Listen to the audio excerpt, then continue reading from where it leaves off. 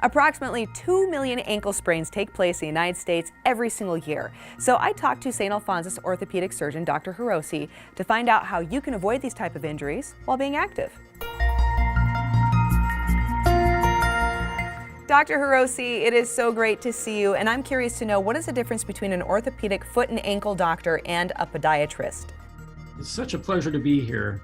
A foot and ankle orthopedist is a medical doctor. We have medical degrees, we go to medical school, and we're trained to treat patients comprehensively.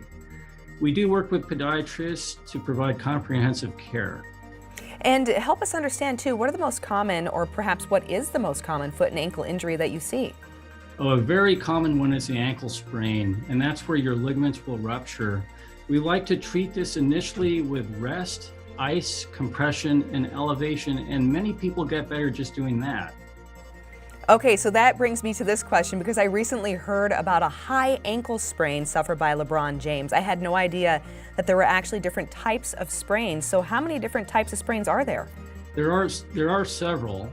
And LeBron James sustained an injury to the syndesmosis. That's this red structure here, the main ligament connecting the tibia, the big bone, with the small bone, the fibula. That could be a very severe injury. We commonly see sprains lower than that. This is a common anterolateral ankle sprain when this ligament ruptures. And then a third type of sprain involves the inside part of the ankle involving the deltoid ligament.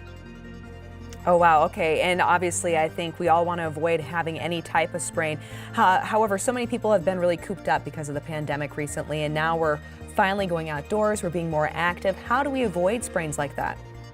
It's really important to warm up. I suggest 5 minutes of stretching and then 5 minutes of running on a level surface.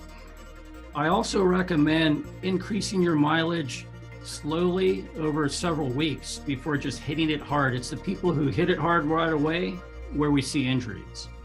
And I know we've all heard about sprains healing themselves, but at what point should someone really go and seek more medical attention, maybe even possibly surgery? Well, most people will improve on their own with no medical care, about 80% of people. But after a month or 6 weeks, if you're no better, that's when you really need to see your foot and ankle orthopedist. Okay. Excellent advice there. And I do have to ask you, because back to running, you had mentioned the importance of warming up. And I do see a lot of people outdoors being more active, but they're running in the street. Why is there this popular movement or move to run in the street? Is there supposed to be a benefit from that? Well, we all see a lot of that in our neighborhoods, and it's a little bit worrisome. I asked some of the expert runners why they're doing this, and a lot of them feel that the asphalt provides more cushion than a sidewalk would.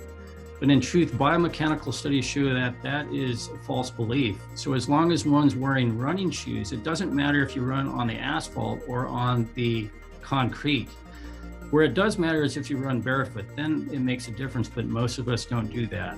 I feel it's wise to run safely so you don't get hit by a car. There's about 6,000 injuries of pedestrians versus automobiles in this country, and some of those people die. So we like to see people running safely on the sidewalk or on a dirt road away from traffic. Dr. Hirose, you've been an excellent source of information and given us some great advice. Where can people go to learn more? Our website is saintalphonsus.org/foot and ankle. Our number is 208-367-7790.